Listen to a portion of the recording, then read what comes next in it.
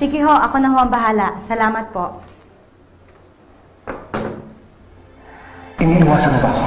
Dahil kasi nangyari sa akin bago ako umalis. Pero nangyari na, Evelyn, mahal kita.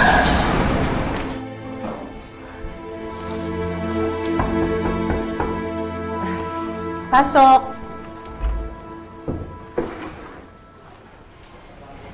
Evelyn? Margaret? Pwede ba? Huwag ka naman dito manggulo. Evelyn? Nakikiusap ako. Ginagawa mo, tumayo ka nga dyan. Huwag mo nang agawin sa akin si Larry. Parang awa Ano mo ba sinasabi mo? Hindi ko naman inaagaw sa'yo si Larry. Ano na naman madama yan?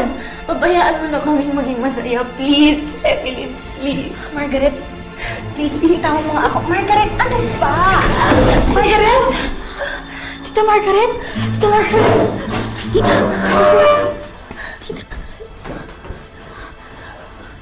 Buong akala ko mabuti kang tao, nagkamali ako.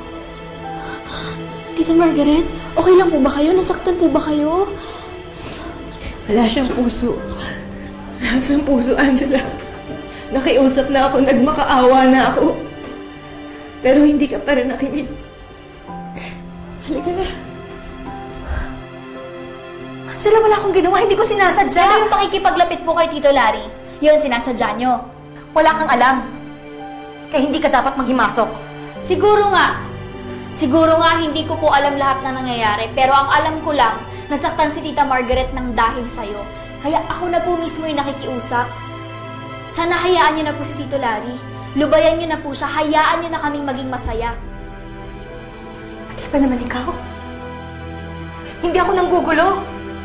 Ang koneksyon lang namin ni Larry, yung nawawala naming anak. Alam mo yun. Hindi sikreto yun. Wala kang alam. Kaya wala kang karapatan para pagsalitaan ako ng ganyan. Gusto ko lang po maging masaya.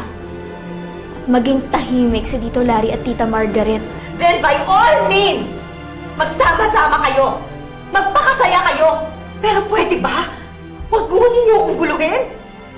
Nakiusap po sa inyo si Tita Margaret. Hayaan niyo na lang po sila ni Tito Larry. Alam mo, walang patutunguhan tong usapan na to eh. Mabuti pa, umalis na kayo. Baka kung ano pa masabi ko sa'yo. Bakit ka ganyan? Tama si Tita Margaret. Hindi ka mabuting tao. Nagbago ka na, hindi ikaw yung Mama Evelyn na nakilala ko dati. Alam mo, kung ako sa'yo, umalis ka na. Sige na, please lang, Angela. Please, umalis ka na. Please, please. Oh, Angela! Angela! Angela! Sobra ka? Hindi ka na nakontento na ako sinaktan mo. Ngayon pati si Angela sasaktan mo? Ngayon malinaw na kay Angela. Mali siya ng mga taong pinagkatiwalaan. Dahil mapagpanggap ka. Halika na. Halika na. Angela, halika na.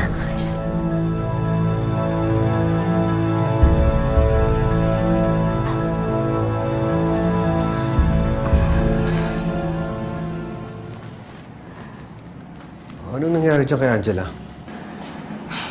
Si Evelyn, pati si Angela dinadamay. Ano? Pinuntahan namin siya para makiusap na huwag na tayong guluhin. Pero ayaw niya makinig. Margaret, hindi magagawa ni Evelyn yan. Hindi siya ganong klaseng tao. Tanungin mo na lang si Angela. Totoo po yun, Tito. Galing po kami dun kanina. Pati sa akin nagagalit si Mama Evelyn. Sandra, anong ginawa niya ron? Ba't kayo nagpunta ron?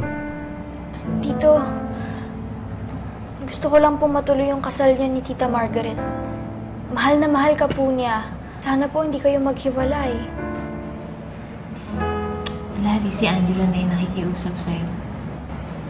Pareho lang naman kami ng gusto eh. Ang bumuo ng pamilya, kasama ka. Pangarap ni Angela yon. Pangarap din natin yun, di ba? Sana huwag mo hayaan na sirain niya ni Evelyn.